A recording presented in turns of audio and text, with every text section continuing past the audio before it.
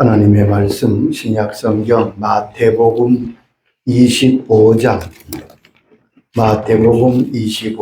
1절로 13절까지의 말씀입니다. 마태복음 25장 1절입니다. 그때 천국은 마치 등을 들고 신랑을 맞으러 나간 열 처녀와 같다 하리니 그 중에 다섯은 미련하고 다섯은 슬기 있는 자라. 미련한 자들은 등을 가지되 기름을 가지지 아니하고 슬기 있는 자들은 그릇에 기름을 담아 등과 함께 가져갔더니 신랑이 더디움으로 다 졸며 잘세. 밤중에 소리가 나되 보라 신랑이 로다 맞으러 나오라 하매 이에 그 처녀들이 다 일어나 등을 준비할세. 미련한 자들이 슬기 있는 자들에게 이르되 우리 등불이 꺼져가니 너희 기름을 좀 나눠달라 하거늘 슬기 있는 자들이 대답하여 가로되 우리와 너희가 애쓰기에 다 부족할까 하노니 차라리 파는 자들에게 가서 너희 쓸 것을 사라 하니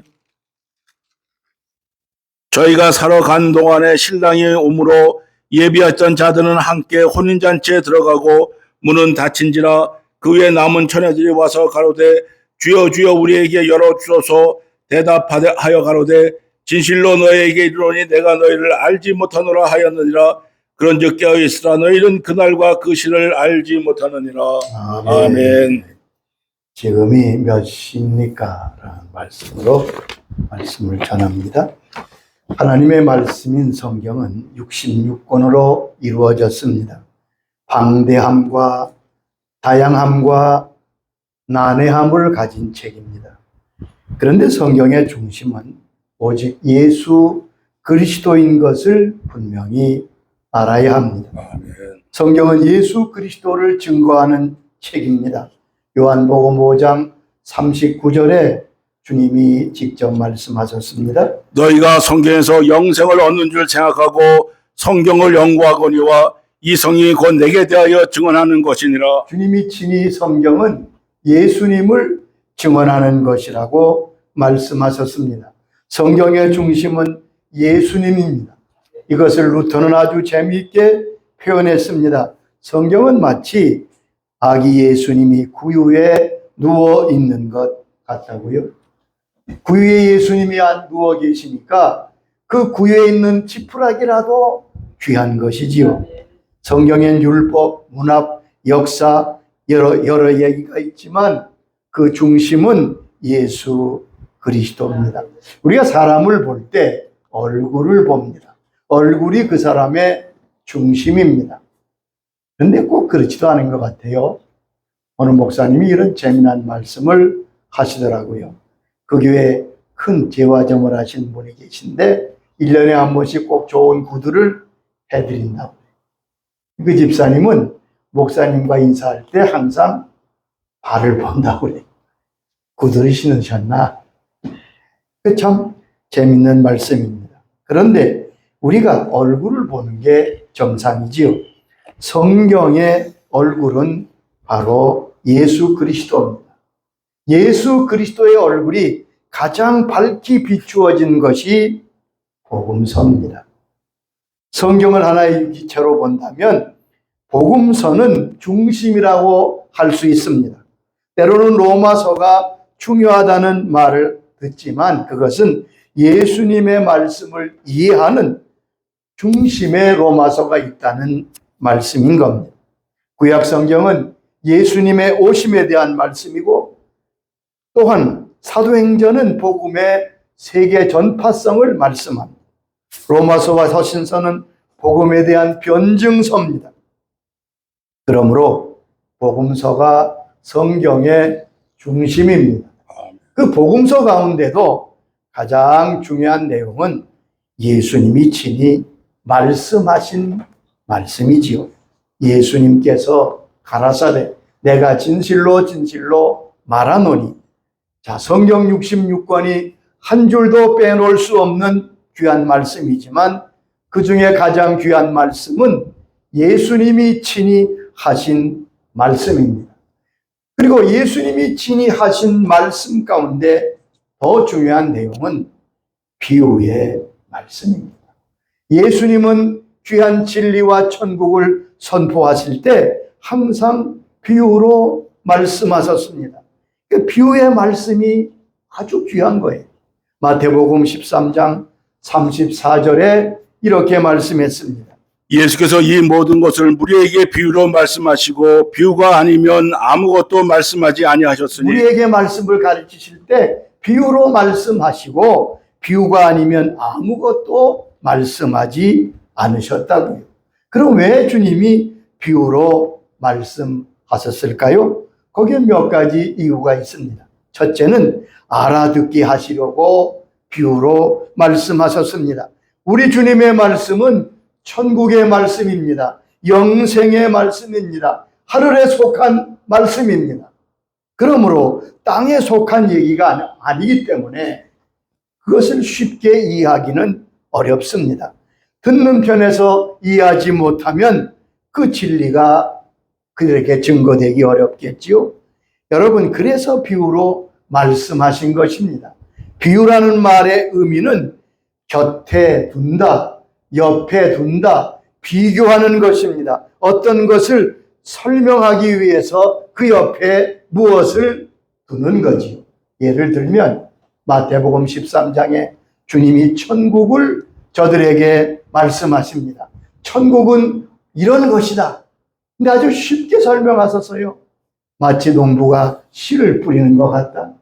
봄에 농부가 씨를 뿌릴 때 길가에 떨어지고 어떤 돌짝밭에 떨어지고 어떤 씨는 가시밭에 어떤 씨는 옥토에 떨어지지 않느냐. 여러분, 그 말씀을 들으며 이해 못할 사람이 어디 있습니까? 아, 천국은 씨를 뿌리는 것 같구나. 그러므로 천국의 진리를 그 당시에 모든 백성에게 비유로 말씀하신 것입니다. 두 번째는 알아듣지 못하게 하기 위해 비유로 말씀하셨습니다. 정반대의 말씀 같지요?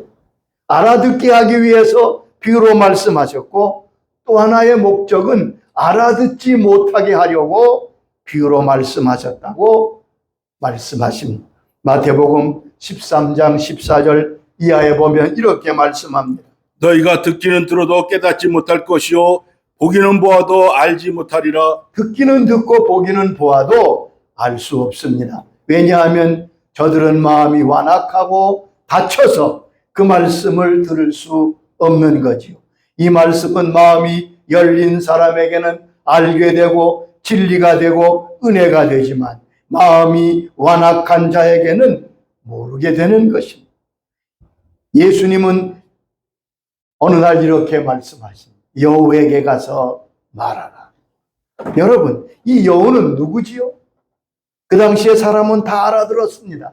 헤롯의 별명이 여우거든요. 만약 주님이 헤롯 왕에게서 말하라 그랬다면 아마 정치적인 문제가 되어 어려웠을 것입니다. 그러나 주님은 여호에게 말하라 하심으로 듣는 사람이 다 알아듣고 책 잡을 수 없었던 것이죠.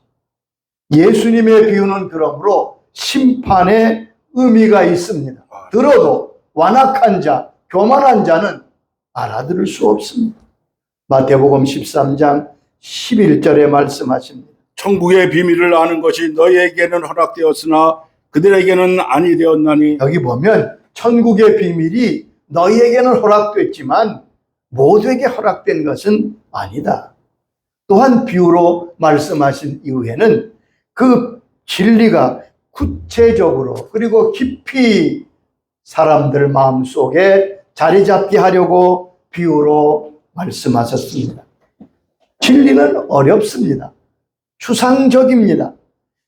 그런데 비유로 말씀하심으로 그 비유가 여러분 비유를 들을 때 사람의 마음속에 그림이 그려집니다. 아멘. 나는 선한 목자라. 그러면 그 마음속에 저 넓은 들판에 목장에 양을 치는 목자가 마음에 떠올라서 그 진리가 구체적으로 이해가 되고 또한 알게 될 수 있는 거지.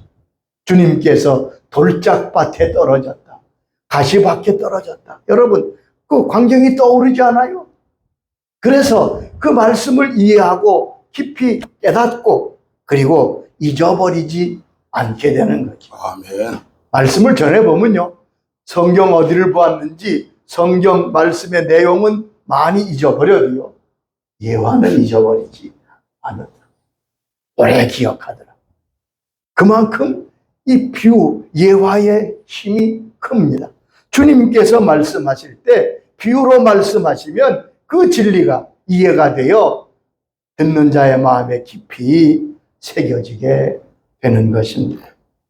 오늘 읽은 마태복음 24장, 25장은 주님이 말씀하신 말세에 대한 귀한 교훈입니다.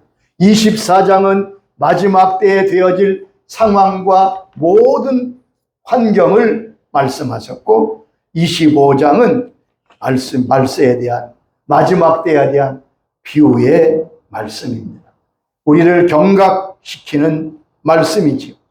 오늘 본문 마태복음 25장 1절 이하의 말씀은 열처녀의 비유의 말씀입니다. 우리는 너무나 그 비유를 잘 알고 있습니다. 신랑을 맞기 위해 준비했던 5 처녀, 슬기롭고 미련한 5 처녀에 대한 말씀입니다.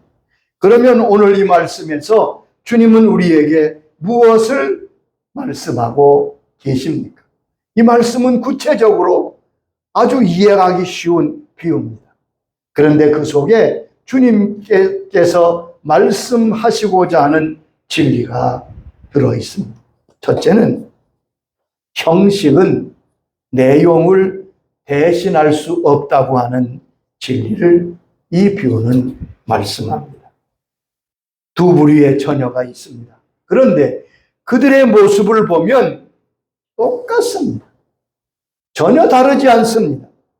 결혼식에 똑같이 초대받고 다 같이 준비하고 예복을 입고 등을 들고 열심히 신랑을 기다리다가 지쳐서 함께 졸았습니다. 여러분, 똑같습니다. 겉으로 볼 때 다른 것이 아무것도 없습니다. 한 가지만 다르지. 등은 가졌으되 지혜로운 5 처녀는 기름을 준비했고 미련한 5 처녀는 기름이 없었다는 것입니다. 자, 오늘도 그렇습니다. 우리가 볼 때 똑같습니다. 다르지 않습니다. 형식으로 볼 때, 겉으로 볼 때 같은 교인이고 같은 직분자고 같은 주를 섬기는 사람 같습니다. 그런데 2 가지로 분류됩니다. 기름을 가진 분과 기름을 가지지 못한 주의 자녀들이 있습니다. 기름이 있는 교인과 기름이 없는 교인이 있다는 말씀입니다. 기름을 여러 가지로 이해하고 해석할 수 있지만 아주 분명히 이해해야 되는 말씀은 기름은 예수님을 말합니다. 아멘. 그 마음에 예수님이 있느냐, 예수님을 모셔드렸느냐 아니냐, 그 차이인 거예요. 여러분, 고린도후서 13장 5절에 이렇게 말씀했습니다. 너희가 믿음 안에 있는가 너희 자신을 시험하고 너희 자신을 확증하라. 예수 그리스도께서 너희 안에 계신 줄을 스스로 알지 못하느냐. 그렇지 않으면 너희는 버림받은 자니라. 여기 보면 믿음이 있는가, 내가 믿음이 있다는 걸 무엇으로 확증한다고요? 예수님이 내 안에 계시는가? 예수님이 내 안에 계시고 너는 예수님을 모시고 있는가? 그것이 믿음의 확증이에요. 등에 기름이 있는가? 똑같이. 그런데 이런 예가 너무 많습니다. 미국 LA 한인교회에 한 교회 장로님이 계셨습니다. 그 장로님은 서울에서 교육 강의를 하시던 분입니다. 아주 지성적인 분이고 아주 인격적인 분이에요. 그래서 교회를 잘 섬깁니다. 젊은 목사님을 얼마나 잘 협력하는지 교회에서 모든 분들이 좋아하고 존경합니다. 목사님도 늘 어디 가든지 그 장로님을 칭찬합니다. 우리 장로님 훌륭하다. 어느 날 이 장로님이 몸이 불편해서 병원에 검진을 받았더니 암에 걸린 겁니다. 그것도 많이 진행이 되어 참 어려운 지경에 이르렀다. 목사님과 교인들이 얼마나 깜짝 놀랐겠어요. 그래서 그때부터 온 교인들이 기도합니다. 밤낮을 가리지 않고 우리 장로님 낫게 해달라고. 목사님이야 더하겠지. 그렇게 같이 기도하는데, 안타깝게 기도하는데, 좀 놀라운 것은 정작 그 장로님은 기도 때마다 눈을 딱 감고 입을 다물고 가만히 있었어요. 기도도 안 하고. 그래서 사람들이 충격이 너무 크셔서 저러신가 보다. 근데 시간이 가고 세월이 흘러도 여러분, 그 장로님의 모습이 변화가 없는 거예요. 한 번은 중직자들과 함께 목사님이 그 장로님 댁에 가서 신방을 합니다. 그리고 합심하여 기도합니다. 근데 가만 보니까 자기 집에 와서 열심히 기도하는데 본인은 입을 딱 다물고 눈을 감고 있는 거예요. 하도 안타까워서 목사님이, 장로님 안타까우시겠지만 그래도 하나님 앞에 소리질러 간절히 우리와 같이 기도하셔야 되잖아요. 가만 계시면 어떡합니까? 그랬더니 이분이 눈을 번쩍 뜨더니 이렇게 말하는 거예요. 예수고 뭐보다 귀찮소. 이런 말을 하더니 벌떡 일어나 방으로 들어가 버렸습니다. 그리고 그날 밤에 그는 운명합니다. 목사님과 교인들의 충격은 얼마나 큰지 알 수 없습니다. 그분은 인격자였지만, 교인이었지만, 장로였지만 예수가 없는 사람이었습니다. 형식은 내용을 가질 때 가치가 있는 것입니다. 형식의 내용을 대신할 수 없습니다. 중요한 것은 신앙의 내용입니다. 내가 예수님을 진짜 모시고 있는가? 내 안에 예수님이 계시는가? 이런 일도 있었어요. 서울 시내 한 크지 않은 작은 교회에 장로님을 선출하는 공동회의가 열렸습니다. 그 교회에서 참 사랑하는 그 안수입사, 회계 부장으로 있은 안수입사님이 장로로 피택이 되었습니다. 모든 사람이 감사하고 축하하고 돌아갔습니다. 근데 그 주일 밤에 이분이 목사님을 찾아왔습니다. 안수입사님 웬일이세요? 목사님 말씀드릴 것이 있습니다. 그리고 자기 얘기를 하는 거예요. 목사님, 저는 대학 때 열심히 공부해서 일찍 회계사가 됐습니다. 회계사가 되니까 이제는 뭐 풍부한 생활도 하고 어렵지 않은데 그래도 내가 좀 교양 있는 사람, 이 땅을 좀 바르게 살아야 되지 않겠나 싶어서, 여러분 돈이 있고 풍부해지면 많은 사람들이 죄를 짓고 타락하는데 이분은 그래 달랐던 거예요. 교양을 얻기 위해서 교회에 나가야 되겠다, 그런 생각이 듭니다. 마침 그 집 옆에 개척교회가, 지금 나가는 교회가 개척되기 시작해서 이분이 거기에 등록을 했어요. 교인들이 얼마나 반갑겠습니까? 개척교회인데 회계사인분이 오셨는데 얼마나 인격도 좋고 겸손하죠. 모든 교인이 환영하고 이분이 여기서 신앙생활을 해요. 회계사니까 자연히 교회 재정을 맡아 얼마나 정직하게 일하는지 모든 사람이 좋아하고 신뢰하고 존경. 그래서 장로까지 된 거예요. 그런 거예요. 목사님, 저는 교회를 참 좋아합니다. 목사님도 얼마나 존경하는지 뭐. 그러나 예수님은 잘 모르겠어요. 나는 예수님이 나의 구주라는 것을 그걸 잘 이해를 못해요. 여러분, 이분은 확실한 신앙이 없었던 거예요. 제가 목회할 때도 그런 일이 있었습니다. 한번 대신방 때인데 80대는 어느 집사님, 이북에서부터 내려오신 주일학교 70년 이상 예수 믿은 분, 경찰 공무원으로 일하시다가 퇴직하셨는데 신방을 끝나고 마침 그 집 식사를 해서 식사를 다 끝나고 그분이 그러시는 거예요. 다들 거실에 좀 나가라. 목사님하고 할 얘기들 다 나갔습니다. 저와 둘이 안방에 앉았어요. 근데 이분이 뭐라고 제게 말씀하냐면, 목사님, 저는 평생 교회를 다녔는데 예수님의 부활이 믿어지지 않습니다. 여러분, 저는 깜짝 놀랐습니다. 근데 그것을 고백할 수 있다는 게 얼마나 귀합니다. 그날 제가 다시 복음을 전하고 성령님의 은혜를 달라고 간절히 기도했던 적이 있습니다. 형식만 가진 사람이 얼마나 있는지 자기 자신을 점검해 보시기 바랍니다. 아멘. 나는 예수 믿는 사람입니까?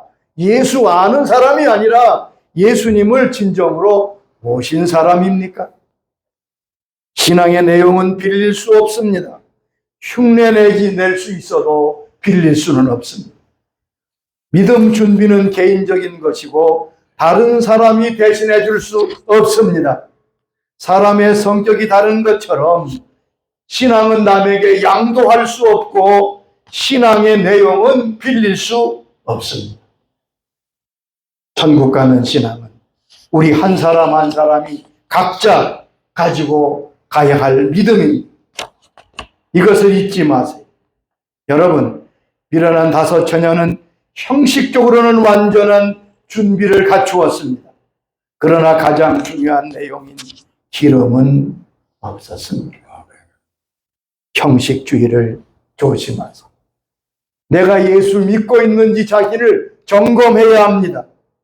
겉으로는 잘 믿는 것 같아도 참된 믿음이 없을 수 있습니다. 이것은 위급할 때에 나타나는 것입니다.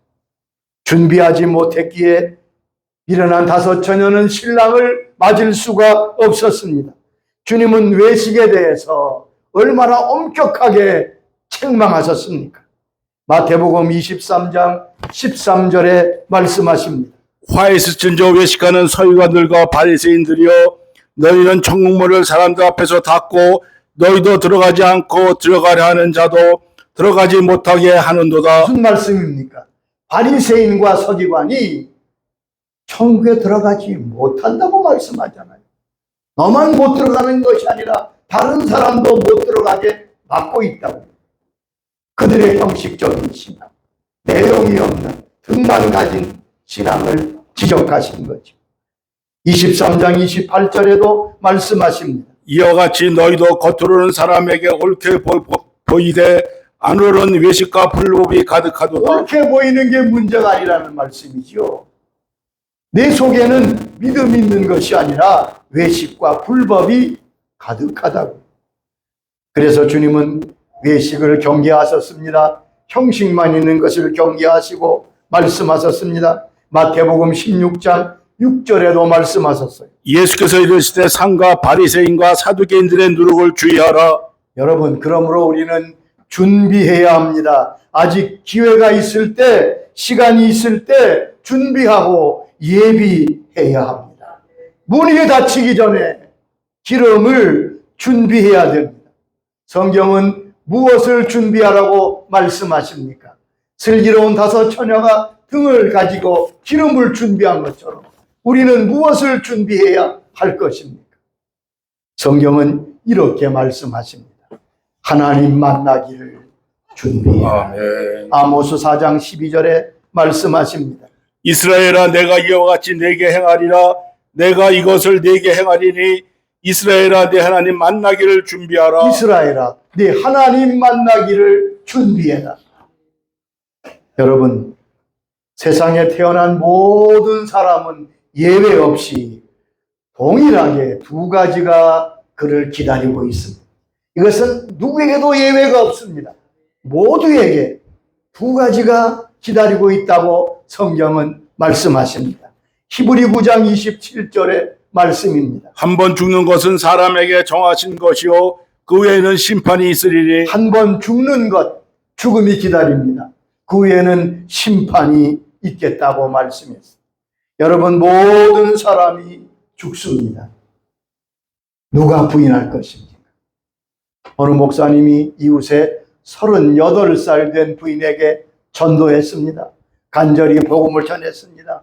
그랬더니 이 부인이 웃으면서 목사님, 나도 교회 나가고 예수 믿을 마음이 있습니다. 그러나 나는 아직 젊습니다. 60 좀 지난 후에 인생을 즐기기 위해 나가겠습니다. 그러나 목사님, 그렇지 않습니다. 언제 어떻게 될지 모릅니다. 그러나 그는 자신만만하게 자기가 젊다고. 그 다음날 갑자기 소식이 왔어. 심장 쇼크로 그는 그 밤에 세상을 떠났습니다. 아무도 피하지 못하고 죽음 후에는 심판이 있겠다. 죽음 후에는 하나님을 만나게 된다고. 죽음 후의 일을 오늘 준비해야 합니다. 예수 믿는 믿음으로 영생을 준비해야 됩니다. 나는 하나님의 자녀로 거듭나 있습니까? 나는 예수님을 나의 임금으로, 나의 구주로 영접했습니까? 믿음은 예수님을 영접하는 것입니다. 아멘. 모셔드리는 것입니다. 요한복음 1장 12절 13절에 말씀했습니다. 영접하는 자 곧 그 이름을 믿는 자들에게는 하나님의 자녀가 되는 권세를 주셨으니 이는 혈통으로나 육종으로나 사람의 뜻으로 나지 아니하고 오직 하나님께로부터 난 자들이니라. 예수님께서 우리가 주님을 영접하고 나의 임금, 나의 구주로, 나의 하나님으로 주님을 모셔드리면 주님은 우리를 구원하십니다. 우리에게 영생의 기름을 부으십니다. 아멘. 사람은 기름을 나누어 줄 수 없지만 주님은 그의 생명을 기름으로 우리에게 부으십니다. 아멘. 예수님의 십자가에 피를 흘리셔서 우리의 등에 기름을 가득 채우시고 하나님의 사람으로 천국 백성으로 세우시는 것입니다. 두 번째는 날마다 성령님을 의지하고 성령님의 인도를 받아야 합니다. 내가 예수 믿고 예수님을 영접한 하나님의 사람이라면 이제부터 성령님의 인도를 받는 삶을 살아야 합니다. 바로 그 사람이 예수 믿는 사람이기 때문에 그렇습니다. 로마서 8장 14절에 말씀하십니다. 무릇 하나님의 영으로 인도함을 받는 사람은 곧 하나님의 아들이라. 누가 하나님의 아들이라고요? 하나님의 영으로 인도함을 받는 사람. 예수님을 영접한 그가 하나님의 아들인데 그 아들은 어떤 삶을 산다고요? 성령의 인도를 받는 삶을 산다. 예수 믿는 사람은 예수 그리스도 은혜로 성령으로 거듭난 사람인데 그 삶을 자기 고집대로 자기 뜻대로 사는 사람이 아닙니다. 성령의 인도를 받는 삶입니다. 성령님은 우리를 낳으셨습니다. 우리를 하나님의 자녀로 거듭났다는 말은 낳았다는 말입니다. 그리고 우리를 기르십니다. 인도하십니다. 가르쳐 주십니다. 요한복음 16장 13절에 주님이 친히 말씀하셨습니다. 그러나 진리의 성령이 오시면 그가 너희를 모든 진리 가운데로 인도하시리니 그가 스스로 말하지 않고 오직 들은 것을 말하며 장래일을 너희에게 알리시리라. 성령께서 우리를 인도하시고 거듭나게 하시고 지도하시고 가르쳐 주십니다. 그러므로 여러분 늘 성령 하나님의 인도를 구하시기 바랍니다. 아멘. 성령님 가르쳐 주세요. 하나님은 묻지 아니하면 대답하지 아니하십니다. 억지로 하지 않습니다. 우리가 묻기를 기다리고 계십니다. 세 번째는 날마다 회개하는 삶을 살아야 합니다. 우리는 날마다 새 옷을 갈아입잖아요. 그리고 또한 우리의 몸을 씻습니다. 씻는 것이 이상한 것이 아니잖아요. 정상적이지. 오늘 옷을 세탁하여 새롭게 하는 것, 이게 정상적입니다.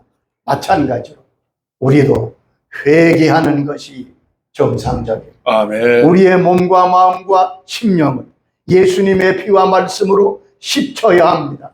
깨끗해지는 비결은 간단합니다. 씻는 것입니다. 옷을 빠는 것입니다. 하나님의 사람은 회개를 귀하게 여기고 늘 하는 사람입니다. 요한계시록 22장 14절에 이렇게 말씀했습니다. 자기 두루마기를 빠는 자들은 복이 있으니 이는 그들이 생명나무에 나아가며 문들을 통하여 성에 들어갈 권세를 받으려 자기의 합니다. 두루마기, 자기의 옷, 자기 세마포를 빠는 자들이 복이 있는데 그 세마포를 빠는 사람들이 성에 들어갈 권세를 얻는다. 천국에 들어갈 권세를 얻는다고요. 그러므로 부지런히 회개하시기 바랍니다. 회개하시기를 즐겨하세요.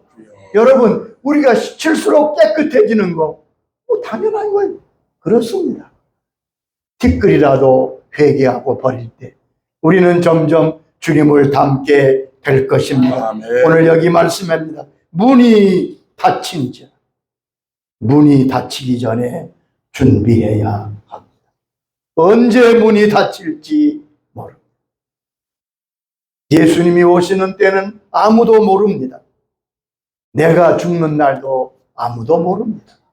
주님은 도적같이 오시겠다고 말씀하셨고 마태복음 24장 44절에 말씀했습니다. 그러므로 너희도 준비하고 있으라. 생각하지 않은 때에 인자가 오리라. 너희도 준비해라. 생각지 않은 때 인자가 오리라. 예고 없이 개인의 종말이 찾아올 것입니다. 예고 없이 우주의 종말이 찾아올 것입니다. 어떤 어린아이가 주일학교에 가서 말씀을 공부했습니다. 그리고 와서 엄마에게 묻습니다. 엄마, 오늘 선생님이 말씀하시는데 이 세상은 천국을 준비하는 곳이라는데 맞아요? 그럼 맞지.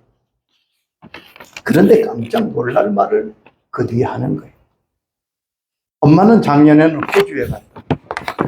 올해는 미국 간다고 그러는데 내가 보니 외국 갈 때마다 얼마나 많은 준비를 하는지 열심히 준비하는데 왜 천국 갈 준비는 안 해?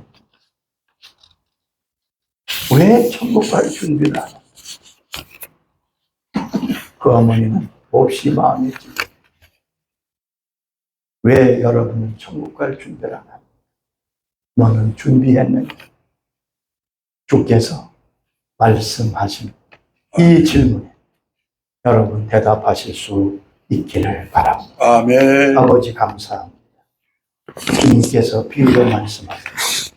너무나 확실하고 분명한 천국집 말씀해 주셔서 감사합니다. 아멘. 등은 다 가지고 겉으로 볼 땐 똑같았지만 기름이 없어서 미련한 5처녀는 신랑을 맞을 수 없었습니다. 아버지 하나님, 나는 어디에 속합니까? 형식적으로는 나무랄 데 없고 나까지 속고 있지는 않습니다. 나는 정말 기름을 가지고 있습니다. 나는 정말 예수님을 나의 구주 나의 하나님으로 모셔드렸습니다. 성령의 인도함을 받고 있습니까? 날마다 회개하며 주님 앞에 거룩하게 살려고 애쓰고 있는지 우리 자신들을 돌아보게 하여 주시옵소서. 문이 닫히기 전에 아직 기회가 있습니다. 감사합니다. 주님, 성령님, 우리의 심령을 흔들어 주시옵소서. 저들의 문을 노크하여 주시옵소서.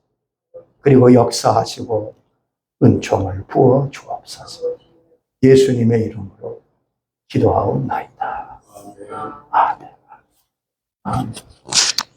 이들 말씀 생각하면서 함께 기도